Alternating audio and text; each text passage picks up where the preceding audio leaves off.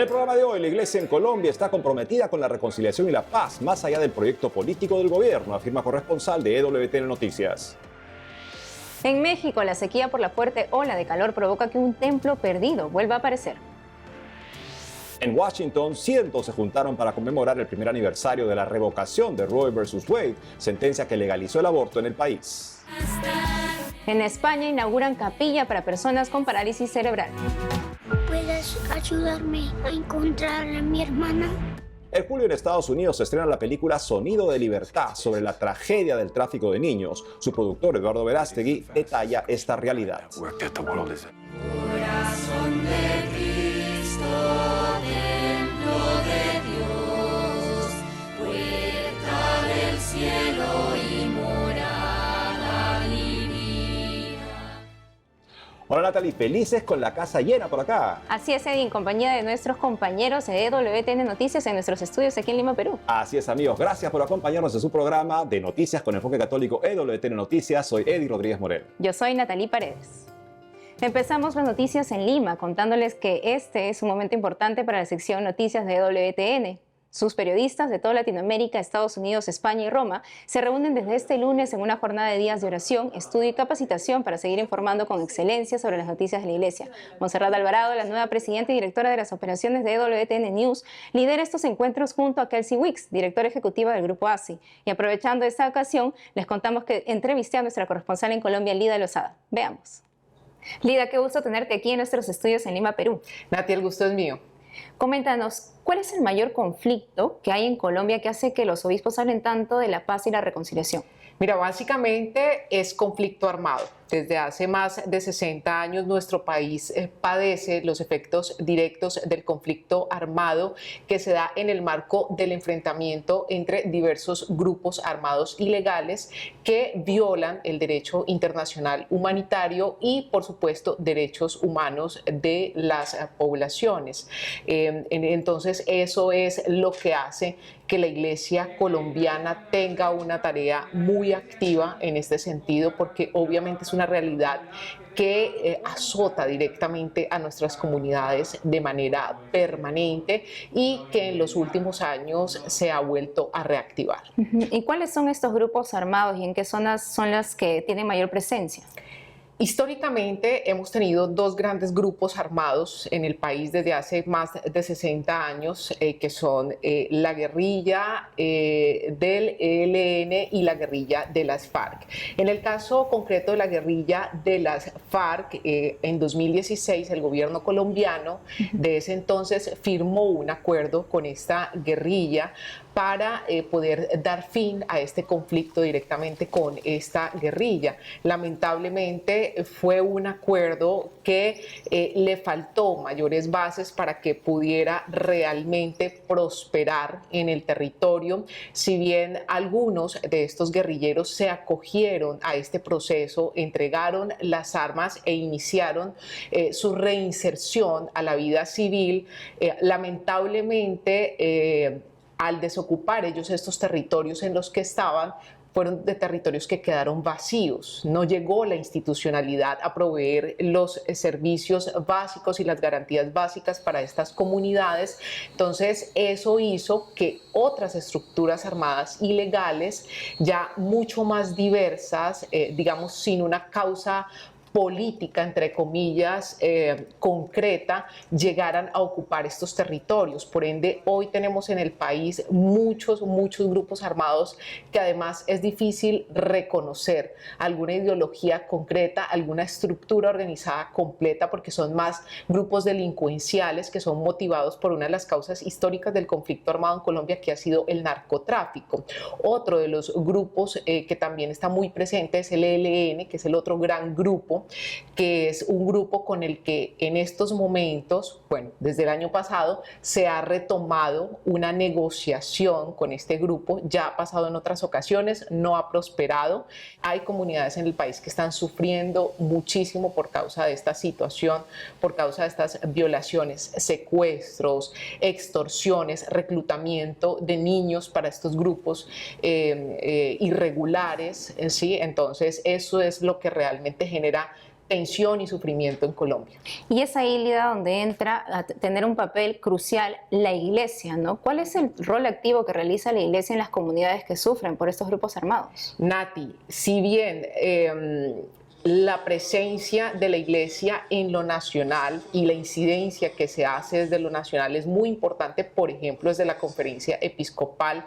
Lo que tenemos claro los colombianos es que la institución que en el país tiene mayor presencia en los territorios es la Iglesia, donde hay una religiosa, donde hay un sacerdote, donde hay un misionero, donde hay un laico comprometido, un agente pastoral trabajando del lado de las comunidades. Ahí está la Iglesia.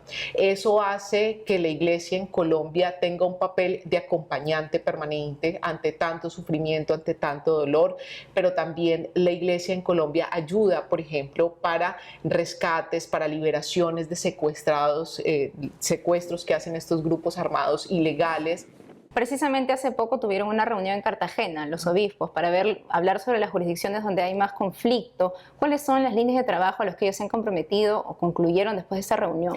Así es, los obispos de 25 jurisdicciones eclesiásticas que están ubicadas en los territorios con mayores realidades de conflicto armado directo que padecen, que son alrededor de 12 grandes regiones del país actualmente donde se ha reactivado esta situación, se reunieron allí en Cartagena para definir cuáles son las líneas pastorales en su trabajo por la reconciliación y la paz que pueden orientar esa tarea de acompañamiento que vienen realizando, pero ahorita con mayor fuerza. Recordemos que los obispos de Colombia estuvieron recientemente en visita límina con el Papa Francisco, y si bien la Iglesia colombiana ha estado muy activa siempre en el apoyo a la reconciliación y la paz, el Papa Francisco les ha pedido que insistan en esta tarea. Lida, muchas gracias por hablarnos sobre toda la realidad de la Iglesia allá en Colombia y agradecemos también todo el trabajo excelente que realizas para EWTN Noticias. Un gusto tenerte aquí en nuestro set. A ti, muchas gracias. Seguimos con más información. Ahora les contamos que en Washington, Estados Unidos, cientos de personas se juntaron en los escalones del monumento a Lincoln con motivo del primer aniversario de la revocación de Roe versus Wade, sentencia que impuso el aborto en todo el país. El objetivo del encuentro el sábado último fue fortalecer el mensaje de estar unidos en torno a la lucha por la protección legal completa para los no nacidos desde el momento de la concepción en los 50 estados. Los defensores de la vida dijeron que si bien celebran que en 25 estados se han aprobado fuertes leyes pro vida, están viviendo en un país dividido donde el lugar donde vive una persona determina si sobrevivirá al embate del aborto. Entre los líderes pro vida presentes estuvo Lila Rose, presidenta del grupo pro vida Life Action, e incluso Mike Pence, actual candidato presidencial republicano y ex vicepresidente de los Estados Unidos. Ahora escuchemos el testimonio de Kirsten Turner, una joven de 21 años que fue una abierta partidaria del aborto y no creía en Dios. Ahora abrazó la fe y es parte de la Iglesia Católica. Escuchemos su testimonio de conversión. Creo que fueron muchos motivos pequeños, pero el más grande para mí fue definitivamente mi activismo en el movimiento antiaborto. Como dijiste antes, muchas personas que me conocen entienden que he tomado acciones directas. Fui encarcelada por salvar la vida de los niños que están en riesgo de morir por aborto, de ser asesinados por abortistas. Y fue a través de ese trabajo y ver cuán fructífero puede ser un acto de sacrificio, cuán transformador, que me llevó a la iglesia, y solo ver el sacrificio de Jesús y que estaba dispuesto a humanizarse para salvar nuestras vidas realmente me hizo pensar en mi propia vida y por qué siempre me sentía de esa forma cuando finalmente sacrificaba algo por alguien más. Pero no fue hasta que realmente traté de descubrir la existencia de Jesucristo que me vi comprometida por la evidencia real de su existencia. Ahora nos vamos a España. La Fundación Bobat, que vela por el bienestar de las personas con parálisis cerebral para facilitarles su inserción a la sociedad, inauguró la Capilla Virgen de Lourdes el pasado 13 de mayo, construida dentro de su centro. La historia de la capilla comenzó en una peregrinación al santuario de Lourdes. Ahora los pacientes pueden gozar de la celebración eucarística y visitar a Jesús sacramentado de forma frecuente. El cardenal Carlos Osoro, por entonces arzobispo de Madrid, bendice la Capilla Virgen de Lourdes el día de su inauguración. Los jóvenes músicos católicos del conocido grupo Hakuna animan la fiesta. La Capilla Virgen de Lourdes, diseñada en especial para enfermos con parálisis cerebral, cuenta con rampas para que los pacientes en silla de ruedas puedan desplazarse con comodidad. También espacios amplios para que sus sillas puedan entrar sin problemas. La Capilla Virgen de Lourdes está en la sede de la Fundación Bobat en Madrid, España. El proyecto de abrir una capilla comenzó en el 2020, cuando un grupo de familias de la Fundación Bobat fueron de peregrinación al Santuario de Lourdes, en Francia. Allí se encontraron con el director de la Fundación, Nemesio Díez, quien, al escuchar las necesidades de las familias, decidió apoyarlas ampliando su sede e instalando una capilla. Por esto, el templo está dedicado a la Virgen de Lourdes. Había que crecer. El centro de día que teníamos había quedado pequeño y nosotros seguimos creciendo en número de beneficiarios, ¿no? De jóvenes que necesitan de esa atención. Entonces, bueno, pues hubo esa colaboración y la idea partió de la entidad colaboradora. Nuestra presidenta pues le pareció bien por las familias, porque si eso podía suponer un beneficio también tanto para los jóvenes y adultos que están en el centro de día como para sus familias, pues no puso ningún obstáculo a esta petición que nos hacían. Y ahí surge la capilla. Alberto Guerrero, el diseñador, les consultó a los pacientes sugerencias para realizarla. Tiene una rampa de acceso al presbiterio y una cita bíblica en la pared, Marcos 9:23, que dice: todo es posible para el que cree.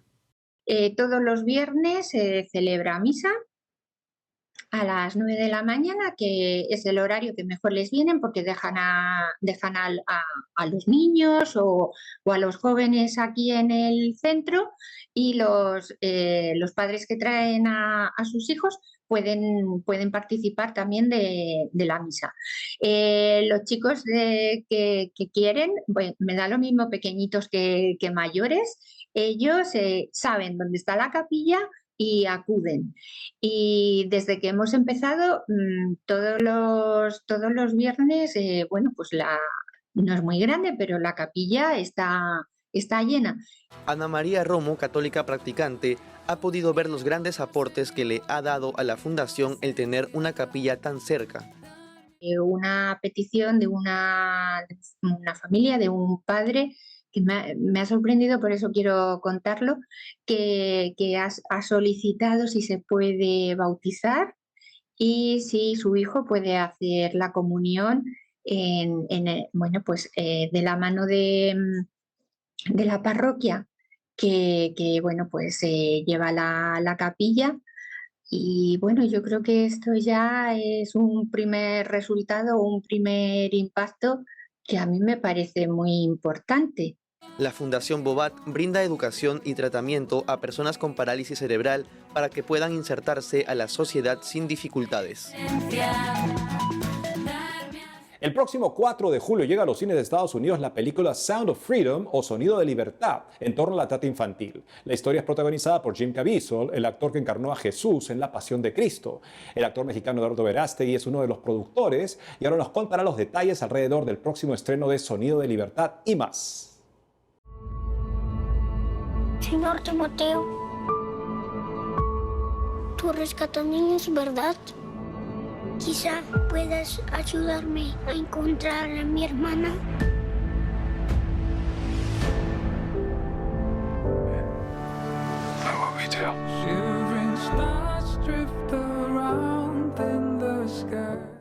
Eduardo, es un gusto tenerte con nosotros en EWTN Noticias. ¿Cómo es que llegaron al tema de la trata de niños como el punto de partida de Sonido de Libertad? Muchas gracias por esta entrevista. Yo conocí a Tim Ballard hace 8 años en Los Ángeles, California, a él y a su equipo, exagentes de la CIA, FBI, exagentes militares, expertos en el rescate de niños secuestrados para explotación sexual. Estas personas viajan por todo el mundo encubiertos, visitando los lugares más oscuros del planeta, rescatando niños. Y por un lado, claro, inspirado de conocer héroes reales, pero por el otro lado deprimido, triste por todo lo que escuché. Me explicaron a detalle lo que estos niños sufren, niños de 3 años, de 4 años, de 5 años, de diferentes partes del mundo, niños que son violados de 10 a 15 veces al día en este mercado espantoso del tráfico de niños. Y años después, cuando estos niños ya no los quieren porque el cliente ya no no, no los quieren porque ya no es carne fresca. Ese es el vocabulario que ellos usan. Entonces, estos niños pasan al segundo negocio, el mercado negro del tráfico de órganos. Los abren y los venden en partes. Entonces, cuando tú escuchas cosas tan terribles como estas, es imposible quedarte con los brazos cruzados, voltear hacia otro lado. Ya no puedes porque entonces eres parte del problema. Y yo en ese momento me quedó claro que yo quería ser parte de la solución. Entonces me pregunté, ¿qué puedo hacer? ¿Qué puedo hacer? Y recuerdo como si fuera ayer cuando Tim Ballard me vio la cara, se dio cuenta que estaba en shock y me dijo, es muy triste lo que te acabamos de contar, Eduardo. Por supuesto que lo es, pero es más triste ahora que lo sabes y no haces nada. Y ahí entendí que había un llamado nuevo en mi vida, una nueva misión. Estaba a punto de despertar, de dar a luz, dedicar mi vida al 100%, ponerle pausa a todos los otros proyectos en los cuales estaba involucrado para dedicarme cuerpo y alma, corazón y mente a trabajar con Tim Ballard y con muchos otros guerreros que luchan en todo el mundo para erradicar la trata. Entonces me hice esa pregunta, ¿qué puedo hacer? Soy cineasta, tengo un arma muy poderosa de instrucción masiva y de inspiración, que es el cine. El arte tiene un poder muy grande de cambiar a las personas para bien o para mal, según cómo lo utilices. Estamos completamente de acuerdo contigo, Eduardo, y queremos ser parte de la solución. Gracias por haber estado hoy día con nosotros para hacernos conocer más de esta película. ¿Cuándo se verá Sonidos de Libertad en Latinoamérica? Bueno, se estrena primero en Estados Unidos porque Estados Unidos es el consumidor número 1 de sexo con niños en el mundo. Esto es un problema global, en todo el mundo sucede, pero Estados Unidos es el número 1. México, tristemente, es el proveedor número 1 también. Entonces, la película sale primero aquí en Estados Unidos, porque aquí está el problema, aquí está la demanda. Hace unos días estuvimos en Washington hablando con senadores, congresistas, poniéndoles todo tipo de presión, hablándoles de la película para que conviertan este problema en prioridad y de una vez y por todas hagan algo para acabar con esta terrible realidad. La respuesta fue muy buena. Vamos a presentar la película en Washington a varios congresistas y senadores el 17 de julio. Yo espero que la película les motive, les mueva el corazón, los conmuevan para que en lugar de andar mandando $100 billones a Ucrania, lo inviertan mejor aquí para acabar con esta terrible realidad. Posteriormente, el 31 de agosto saldrá en México, después en toda Latinoamérica y después yo espero que en todo el mundo. Muchas gracias, Eduardo Verástegui, por esta entrevista. Hacemos una pausa y al volver, hoy es la fiesta de la Virgen del Perpetuo Socorro. Le contamos sobre esta advocación de la Virgen María. Además, en México, la sequía por la intensa ola de calor provoca que un templo perdido vuelva a aparecer. Volvemos con más noticias con Enfoque Católico.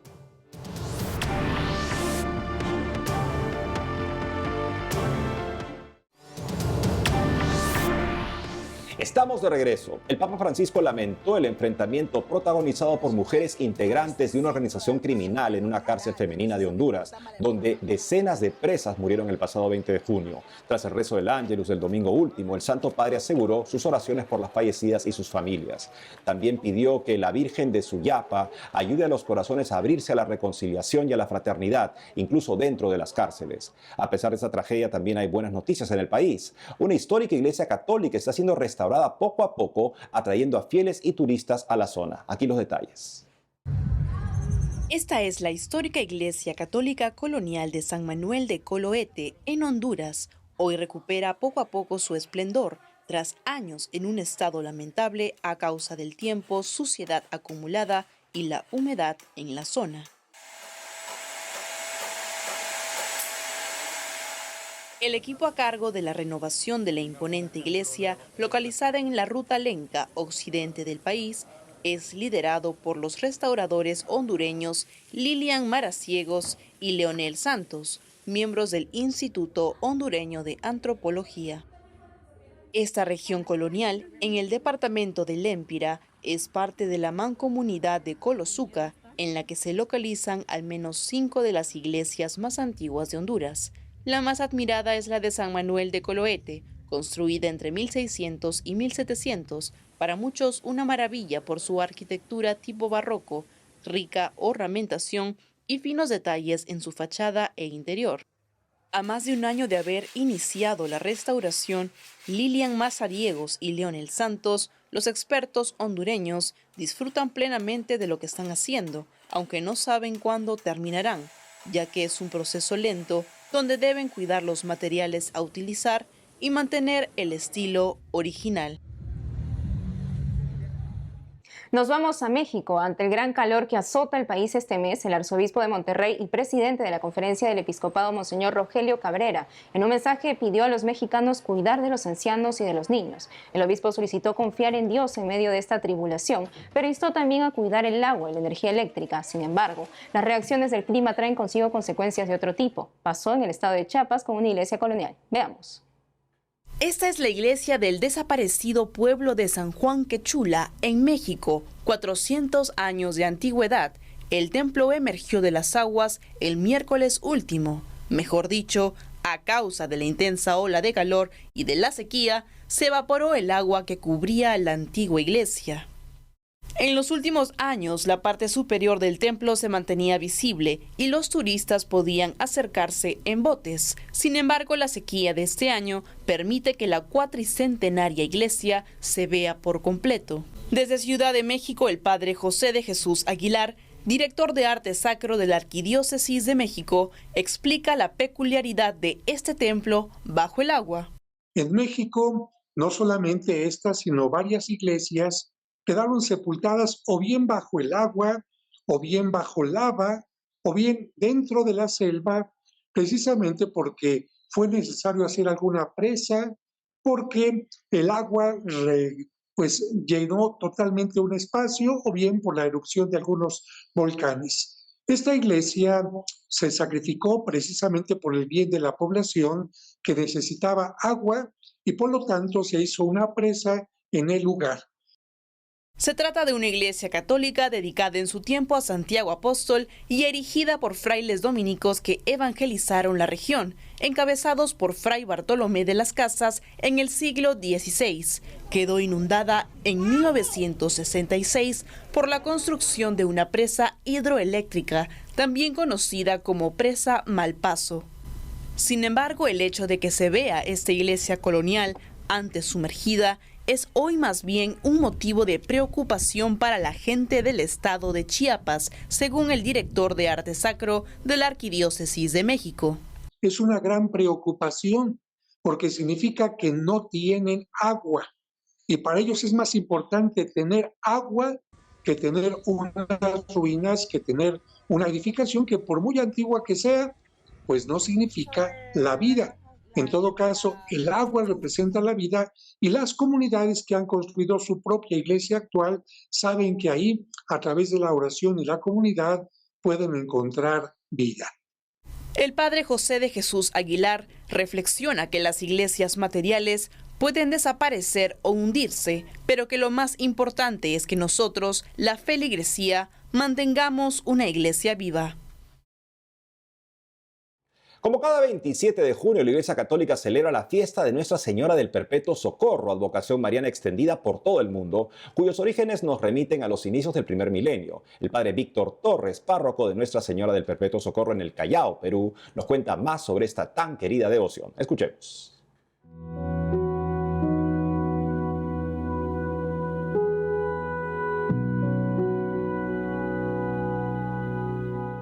La historia de Nuestra Señora del Perpetuo Socorro es una historia un poco media complicada, porque hablan de un comerciante que se robó la imagen de una capilla, de una iglesia en Creta, y luego tuvo varias peripecias hasta que se la dio a un amigo, el amigo antes de su muerte, ¿no? Y con la promesa que la entregue a una parroquia, a una iglesia.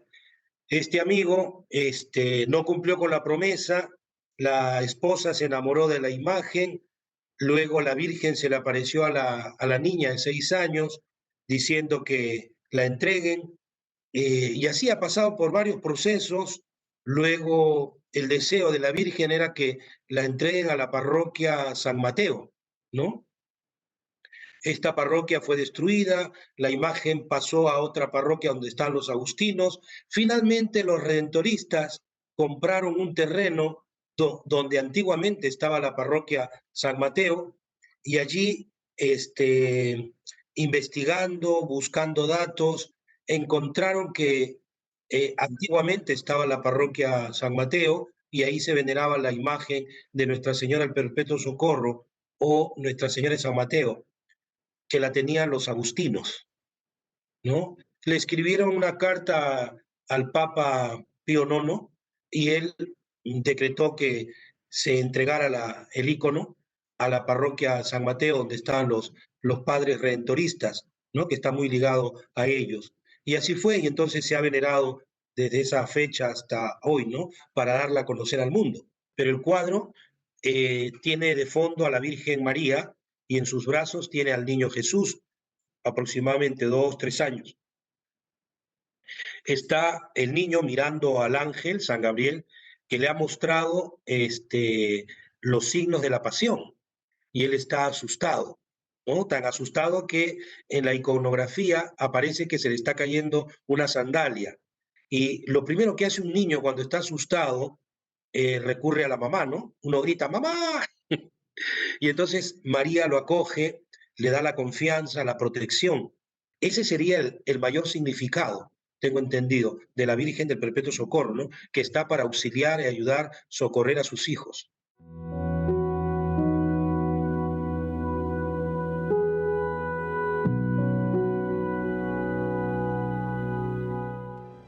Amigos, hemos llegado al final del programa. Ha sido un gusto estar con ustedes. No dejen de seguirnos por las redes sociales y también de lunes a viernes a las 12 del mediodía, hora de Miami, por Radio Católica Mundial, en su programa Más que Noticias, con un servidor. Hasta entonces.